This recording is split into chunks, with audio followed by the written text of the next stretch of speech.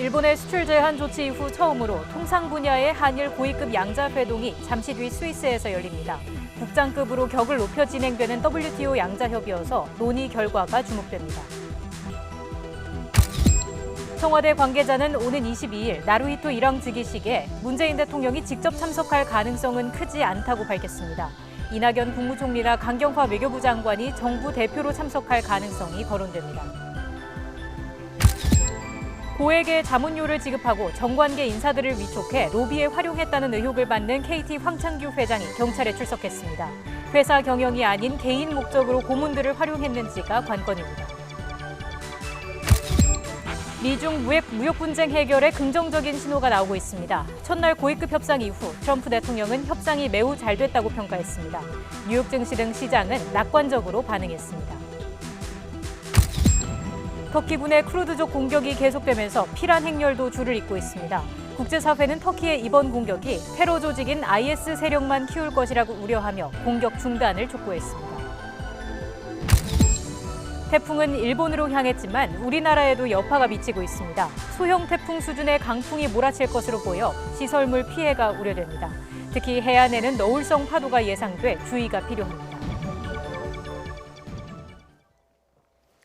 문희상 국회의장과 여야 4당 대표가 모여 정치협상회의 첫 번째 회의를 열고 검찰개혁 법안 처리 등 현안을 논의했습니다. 하지만 자유한국당 황교안 대표가 일정을 이유로 첫 회의에 불참하면서 시작부터 엇박자를 냈습니다. 문 의장과 더불어민주당 이해찬, 바른미래당 손학규, 정의당 심상정, 민주평화당 정동영 대표는 여의도에서 비공개로 1시간 반 동안 각종 현안에 대해 의견을 교환했습니다. 한민수 국회 대변인은 정치협상회의에 실무단을 당별로 한 명씩 추가해 2차 회의부터 선거제도 개혁과 검찰개혁 관련 법안에 대한 세부 논의를 진행하겠다고 설명했습니다. 지난달 YTN이 연속 보도했던 1,500억 원 규모의 해양 플랜트 사업 예산 낭비 실태가 이번 국정감사에서 도마 위에 오르고 있습니다. 거대한 연구시설을 부실 시공하고 연구비를 흥청망청 쓰는데도 상급기관들은 사실상 묵인해온 것으로 드러났습니다. 한동호 기자가 보도합니다. 바닷속 3,000m 환경을 구현하기 위해 세금 952억 원을 들여 만든 심해 공학수조. 금가고, 물세고, 휘어지기까지 해서 가동은 엄두도 못 냅니다. 국정감사에선 부실 가능성이 착공 전 타당성 조사 때부터 제기됐다는 지적이 나왔습니다. 거대한 구조물을 짓기엔 지반이 너무 약해 보강 공사를 지시했지만 제대로 이뤄지지 않았다는 겁니다. 관리 감독을 해야 할 산업기술진흥원은 사실상 손을 놓고 있었습니다. 경험이 없어서 빚어진 시행착오라는 황당한 해명도 내놨습니다. 사업기간 연장 27개월 연장하고 그다음에 공사 계약 변경을 2차례 하고 사업비 증액하고 도대체 왜 이런 일이 벌어지는 겁니까? 위원님이 지적하신 바대로 세계 최초로 최대 규모의 그 심해 수조를 건설한 경험이 없었기 때문에 문제의 심해 수조 건설을 추진한 건 해양 플랜트 연구소. 연구소는 심해 수조 이외에도 해양 플랜트 고급 기술 연구 기반을 구축한다며 사업단을 만들어 600억 원 넘는 연구비를 썼습니다. 고가의 실험 장비를 170억 원어치나 샀고 국내외 출장비로만 8억 원을 사용했지만 연구 실적은 없고 결국 문을 닫았습니다. 저는 솔직히 제 세금이 지금 너무 아까웠거든요. 이건 너무 심한 거 아닌가? 얘들 아무 일도 안 하는데.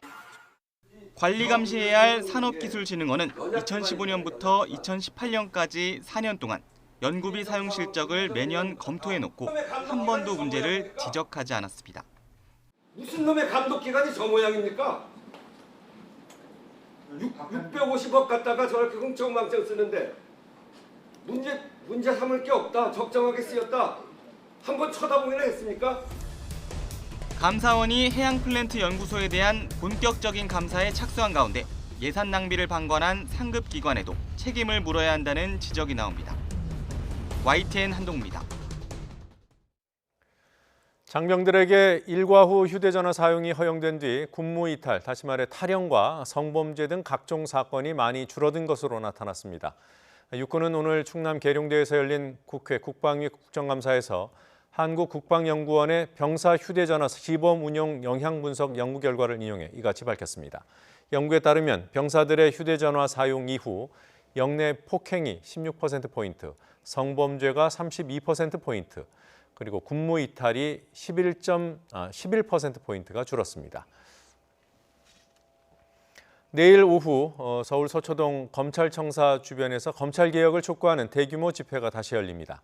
사법적폐 청산 범국민시민연대는 오후 6시부터 서초역 사거리를 중심으로 제9차 검찰개혁 촛불문화제를 연다고 밝혔습니다. 주최 측은 내일 집회를 마지막으로 당분간 주말 집회를 중단하고 검찰의 대응을 지켜보기로 한 만큼 지난주보다 더 많은 인원이 참석할 것으로 전망했습니다.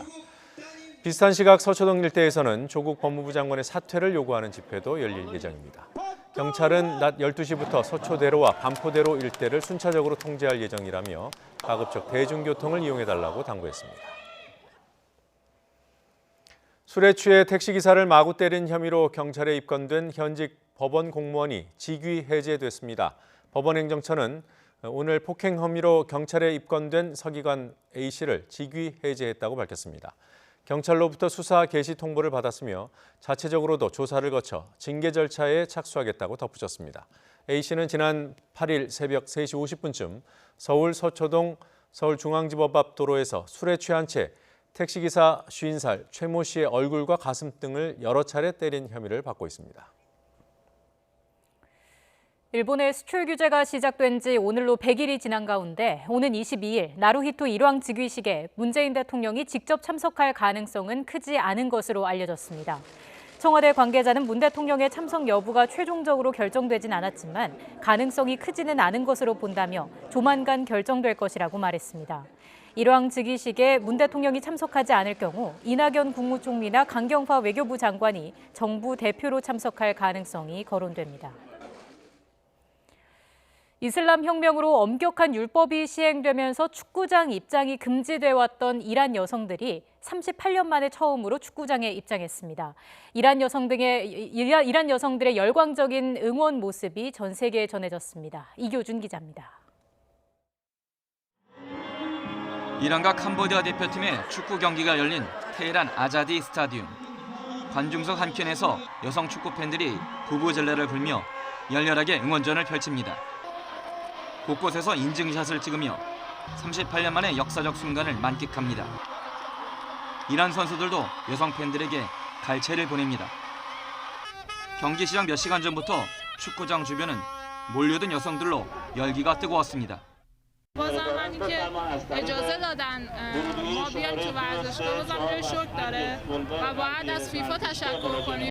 خب خوبه دیگه واقعا یک اتفاق خیلی خوبیه. حالا امیدوارم تکرار بشه. فقط امیدوارم تکرار بشه. چون خانوما احتیاج دارن به اومدن به ورزشگاه، به شادی، به حمایت کردن تیمشون. 엄격한 이슬람 율법을 신봉한 이란이 여성 관중을 허용한 데에는 지난달 축구장에 몰래 들어가려다 체포된 여성 축구팬이 재판을 앞두고 분신한 사건이 도화선이 됐습니다. من فکر میکنم که همه اینها دست به دست هم داده بالاخره هم فشار اونا همین که این همه تقاضا برای اینکه بالاخره برن استادیوم این همه دختری که توی بازی‌های خیلی از بازی‌ها پشت در استادیوم ها 이날 여성 입장권은 인터넷을 통해 1시간도 안 돼 다 팔렸습니다.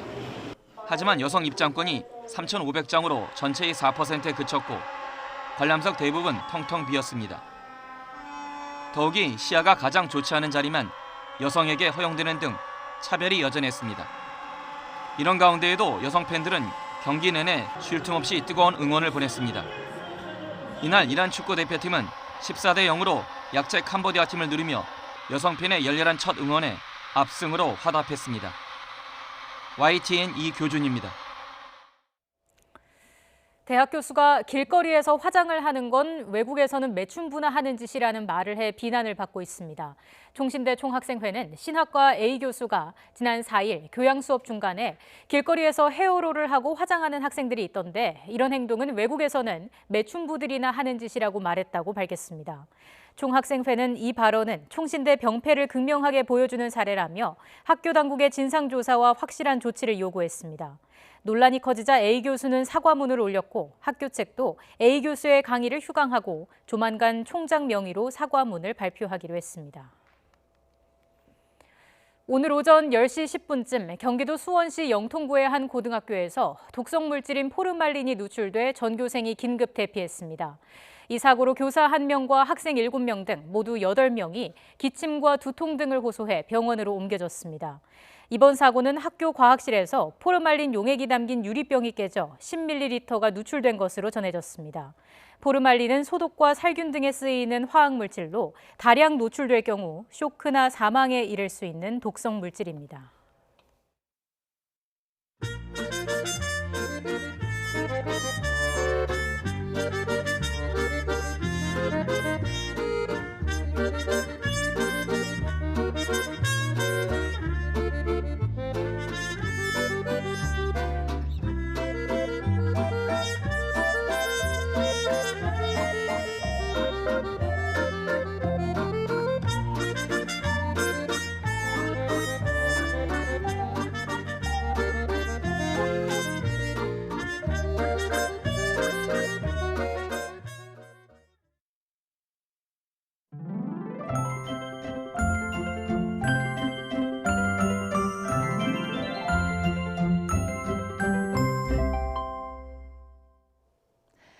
쌀쌀했던 어제와 달리 오늘은 맑은 가을 하늘 속에 기온이 큰 폭으로 올랐습니다.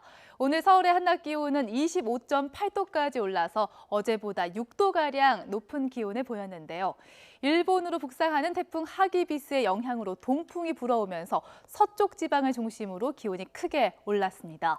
하지만 해가 지고 나면 다시 쌀쌀해지겠습니다. 오늘 퇴근길 큰 일교차는 염두에 두셔야겠습니다. 19호 태풍 하기비스는 대형급의 매우 강한 세력으로 발달했습니다.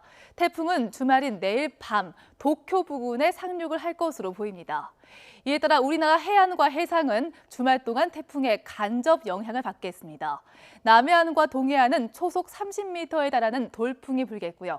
너울성 파도가 방파제를 넘는 곳도 있겠습니다. 남동 해상엔 최고 7m의 높은 파도가 일겠습니다. 동해안은 또 내일 오후까지 동풍의 영향으로 5에서 30mm의 비가 오겠습니다. 반면 내륙 지역은 태풍의 영향 없이 쾌청한 가운데 일교차가 클 것으로 보입니다. 내일 아침 기온은 오늘과 비슷하거나 조금 높아서 서늘하겠습니다. 서울 기온이 14도, 대구 17도가 예상되고요. 백두산은 0도까지 떨어지겠습니다. 낮 기온은 25도 안팎까지 올라서 따뜻하겠습니다. 서울의 한낮 기온이 23도까지 오르겠고 광주는 25도까지 오르겠습니다. 일요일인 모레는 맑은 가운데 선선한 가을 날씨가 이어지겠습니다. 날씨 정보였습니다. 더 뉴스 마치겠습니다. 저희는 다음 주에 다시 뵙겠습니다. 고맙습니다.